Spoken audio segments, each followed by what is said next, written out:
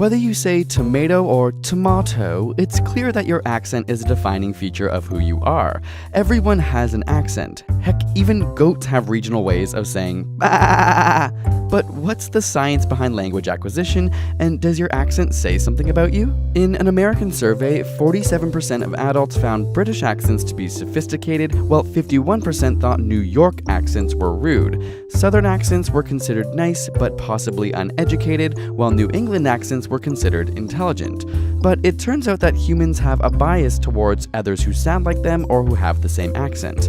Of course, it's important to distinguish between a native language accent and an additional language accent. English native language accents depend on factors such as geographic location and socioeconomic status. For example, a Cockney accent of the working class London is markedly different than the Queen's received pronunciation. However, when it comes to non-native language accents, things are more complicated. If you decided to move to Spain and learn Spanish as an English speaker, you will always speak with an English accent, even if you remain there for decades. After the age of 12, the length of residence has almost no effect on your accent. Studies pinpoint the ideal age as 6 years old, with diminishing ability from that point forward. Interestingly, some stroke patients wake up with an accent completely different to their original voice. This condition is known as the foreign accent syndrome and results from damage to the insular region of the brain, which is responsible for language processing. One integral aspect of language is the phoneme. Phonemes are the different sound units we use to make up words, some of which are unique to different languages.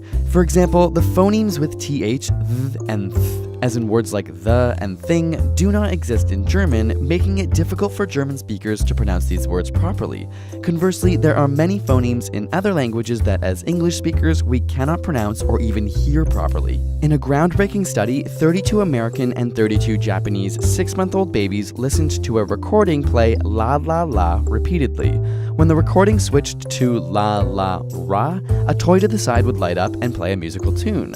The babies were primed to understand that recognizing the difference between la and ra led to an audio-visual reward, and both the American and Japanese 6-month-old babies were able to tell the difference and anticipate the toy reward when necessary. But la and ra are phonemes that do not exist in the Japanese language.